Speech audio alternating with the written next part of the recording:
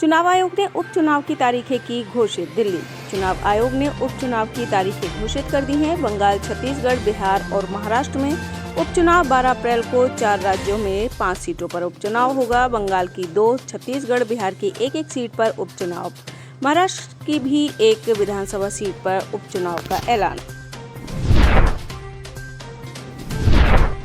कांग्रेस के हाथ से अब जाएगा राज्यसभा से भी नेता विपक्ष का पद। दिल्ली 5 राज्यों में हुई करारी हार से कांग्रेस को होगा राष्ट्रीय स्तर पर भी नुकसान। पार्टी के इतने खराब प्रदर्शन के कारण अब राज्यसभा से भी नेता विपक्ष का पद से हाथ से जाएगा। कोरोना से राहत के बाद सोमवार से फिर शुरू होगा दूसरा भाग का बजट सत्र। एक साथ चलेगी दोनों सदनों की कार्यवाही। आम बजट वित्त विधेयक को पारित करवाना सरकार की प्राथमिकता। बजट सत्र का दूसरा भाग 14 मार्च से 8 अप्रैल तक चलेगा। शत्रुघ्न सिन्हा टीएमसी के टिकट पर आसनसोल से लड़ेंगे उपचुनाव। दिल्ली आसनसोल से शत्रुघ्न सिन्हा होंगे टीएमसी उम्मीदवार। आसनसोल लोकसभा सीट बाबुल सुप्रियो के इस्तीफे के बाद हुई थी खाली। एपीएमसी उपचुनाव में वहां से शत्रुघ्न सिन्हा को अपने प्रत्याशी के रूप में उतार रही है। 12 अप्रैल को आसनसोल सीट पर उपचुनाव होगा।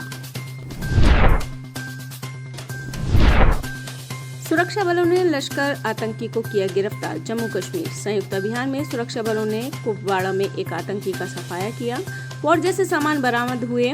आईजीपी कश्मीर ने अपने बयान में कहा, हमने सीआरपीएफ जवान के हत्यारे मुख्तार अहमद दोही को गिरफ्तार कर लिया। हथियार में भी बरामद किया है। वारदात के दौरान उसके साथ आए एक ओवरग्राउंड वर्कर को भी गिरफ्तार किया गया है। ये आतंकी कांड लश्कर के कमांडर आविद रमजान शेख के निर्देश पर किया गया था।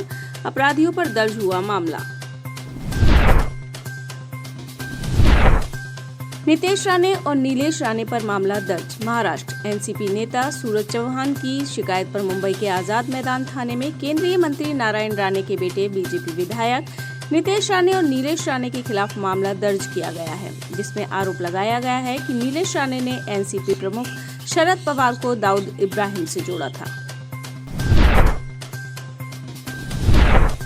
दिल्ली राष्ट्रीय लोक अदालत में निस्तारित किए गए कई मामले। दिल्ली राष्ट्रीय विधिक सेवा प्राधिकरण के निर्देशानुसार दिल्ली हाई कोर्ट द्वारा गरीब और मजलूम लोगों के त्वरित न्याय को देने की मंशा से जिलों में राष्ट्रीय लोक अदालत लगाकर कई तरह के वादों जैसे पारिवारिक विवाद, मोटर दुर्घटना, बिजली संबंधी शमनीय फौजदारी मामलों का निपटारा किया गया।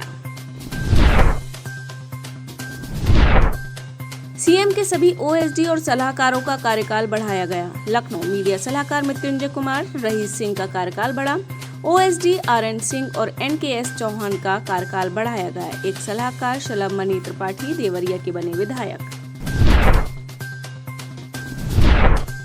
ईरान ने इराक पर दागी बैलिस्टिक मिसाइल। इराक के उत्तरी शहर एरबिल में अमेरिकी वाणिज्य दूतावास पर भीषण हमले किए गए हैं और दूतावास को निशाना बनाकर कम से कम 12 मिसाइल दागी गई हैं, जिससे दूतावास को भारी नुकसान पहुंचा है।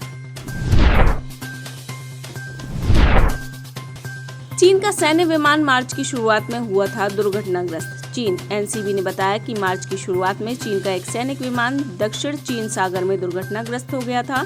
चीन ने दुर्घटना स्थल के आसपास के क्षेत्र को सील कर दिया है, परंतु चीन ने इस घटना को स्वीकार नहीं किया। ताइवान की शीर्ष खुफिया एजेंसी राष्ट्रीय सुरक्षा ब्यूरो एनसीबी की महानिदेशक चेन मिंगटोन ने बताया कि PLAAF का एक विमान 1 मार्च को दक्षिण चीन सागर में दुर्घटनाग्रस्त हो गया था। इससे पहले यह समाचार 6 मार्च को एक वियतनामी पत्रकार द्वारा सार्वजनिक किया गया था। यूक्रेन के राष्ट्रपति जेलेंस्की ने रूसी सेना पर लगाया आरोप। यूक्रेन के राष्ट्रपति जेलेंस्की ने कहा, रूस यूक्रेनी नागरिकों को बाहर नहीं निकलने दे रहा। उन्होंने देश के नाम संबोधन में कहा कि जरूरी शहर मारियोपोल में स्थिति विनाशकारी बनी हुई है। यहाँ रूस की सेना लोगों को शहर से बाहर नहीं जाने दे रही। शहरों को रूसी सेनाओं ने घेरा हुआ है, जिसके चलते वहाँ हजारों लोग बिना बिजली, पानी, खाने और दवा के फंसे हुए हैं। रूस लगातार यूक्रेन के शहरों पर बम गिरा रहा है, अस्पताल और रिहायशी इमारतों पर बमबारी कर रहा है। यूक्रेन से पोलैंड शिफ्ट किया जाएगा भारतीय दूतावास। यूक्रेन 18 दिन हो चुके हैं। रूस यूक्रेन युद्ध अब भी जारी है। बिगड़ती परिस्थिति को देखते हुए भारतीय दूतावास को अस्थायी रूप से पोलैंड में शिफ्ट किया जाएगा। युद्ध के चलते लिया गया निर्णय। आप इस खबर के बारे में क्या सोचते हैं, हमें कमेंट सेक्शन में बताएं। साथ ही ब्रह्मास्त्र न्यूज को सब्सक्राइब और शेयर भी जरूर करें।